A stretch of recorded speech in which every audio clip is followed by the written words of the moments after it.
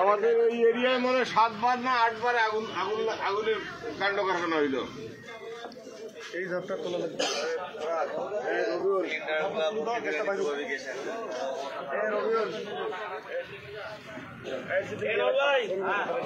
আপনার কাছে প্লাস থাকলে এই লাইনটা কাটিয়ে দেন।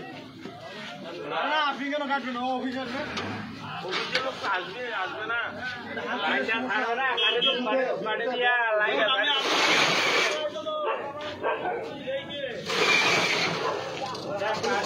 বন্ধ করে দিয়ে লাইন ছেড়ে দিবা, কিছু হবে না।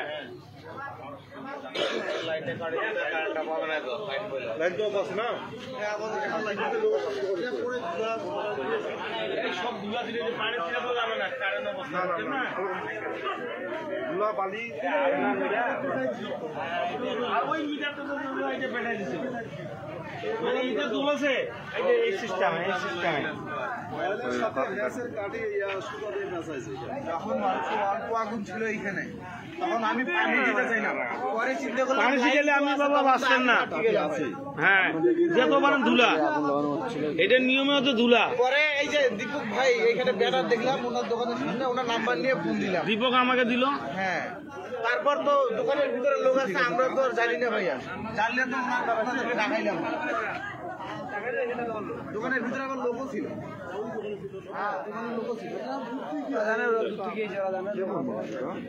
এটা তো দাদা প্রতিদিন দেখি বলতে কি ধানে পুজলো এইভাবে জ্বলাই দিল আমাদের এলাকায়, এইভাবে এই সিস্টেমে।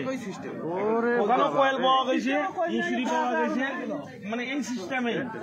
এইটা তো লাইটে দেখিনি, একটু দেখি এই যে ভাই এটা দিছিল দীপকের মিটার, এটা ধরে নাই, অল্প করে আগুন ধরছে হলো খালি।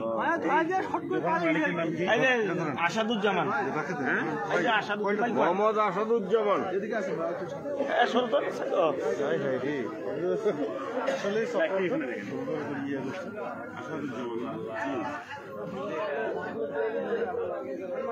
নাম কি? জমিরুদ্দিন। মৃত, হ্যাঁ।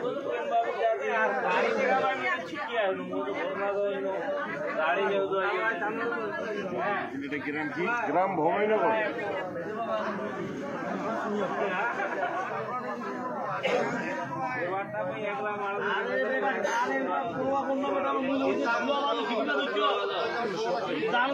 অবস্থা ধুলা মারিবে হবে।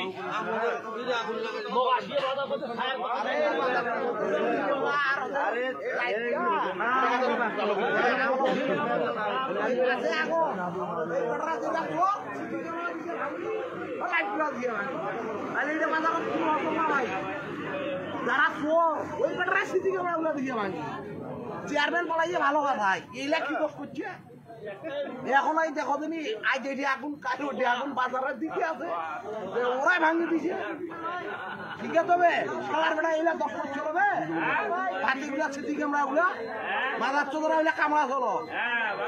এখন প্রতিদিন আগুন হচ্ছে, ঠিক আছে, এই দোকান না থাকি দোকানও থাকাও রিস্ক, আগুন দোকাইতে চাই যে ভিতরে করে আলোবার ময়লা গিয়ে চলে আইয়ে চিন্তা কর। এত রাত কি হাঁটাহাঁটি করে চলো দেখা গেল। কি বলবো, ঘুমাইলে আগুন লাগছে কারেন্টের মিটারে, ঘুমাইলে তখন প্রতিনিয়ত চলতে থাকছে।